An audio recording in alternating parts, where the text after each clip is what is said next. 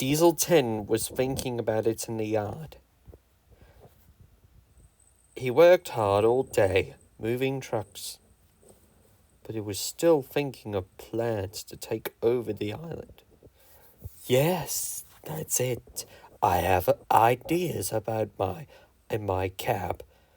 Driver said I have to do something for that puffball. And then he purred away to find something else. Duck was having a drink when Diesel 10 approached him. He had never met him before. Hello, Duck. Long time no see. I've been doing everything I can to find that lost engine. And you better think about something through or else. Well, I'd like to do that, sir.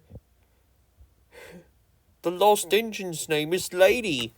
She works high up in the mountains, and any day now, she might earn herself a branch line. Well, she needs to do what she wants. Once and for all, you are silly steamies. Well, at least she needs to take her life. Oh, he's gone. I think so. Duck had realized that Diesel 10 had purred away quite so soon. Well, at least he's up to no good, I suppose. Later, Diesel 10 was back in the yard. He looked at all sorts of trucks. They were being so cheeky indeed. There were even more trucks than life. Hey, Diesel 10! I remember the time we did something unusual today. Thomas had his big accident. Gordon crashed right through a wall and had his buffers broken. And then James had his fuel truck tankers on fire when he reached the siding. And that was really horrifying. You'll do something very naughty, I expect. Diesel 10 didn't answer. He purred away. That evening, Diesel 10 told Splatter and Dodge about this. Well, we have so many plans to get rid of the steam engines once and for all, and that will be that. Splatter and Dodge were amazed. Oh yeah, it's very nice to see that all the steam engines are going to be doomed any day now. Oh, I do indeed. It's really great, and I still think we're on the use of it. Yeah, I know. Because if I keep this up, diesels will take over the island, and there will be no more steamies. The diesels agreed that something had to be done at once. A couple of days later, in the morning, Henry, Gordon, and James were very worried. Well, fancy Mr. Conductor being the first to travel to Sodor. Thank goodness he was in the window before Junior and Lily turned up. That was strange, indeed. More strange indeed. Let me tell you, Gordon, I was in the scrapyard when Diesel 10 stopped, and Junior got hold of me, and we disappeared. And then, boom! We made it to the wishing water thingy.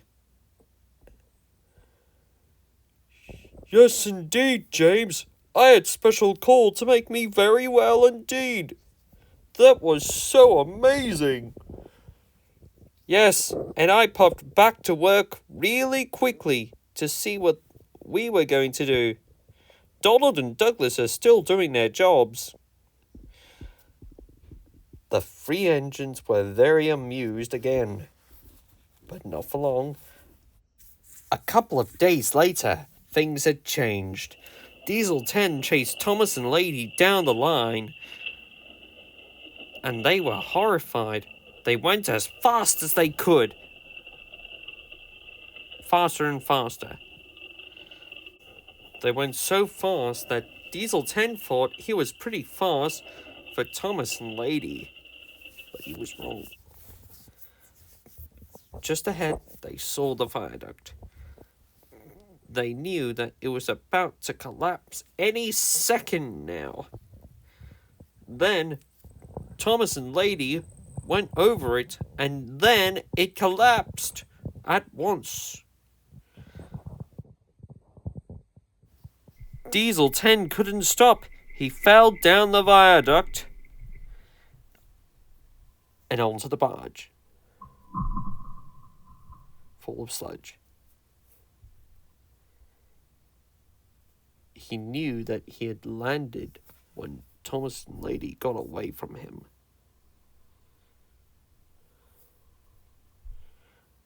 He couldn't move. And then he realized that he was going home in disgrace. And then he cruised away. Later, Thomas and Lady had to discuss to each other. And then Lady spoke to Thomas. Thanks, Thomas. You saved me from Diesel 10. How nice of you to do everything. Everyone will be really so good of you, once and for all. Lady was only being so happy indeed. Oh, Lady, you never know what will happen next. Later, Diesel 10 was still cruising on his way home. The next day, after Thomas had gone back home, the manager found out soon enough.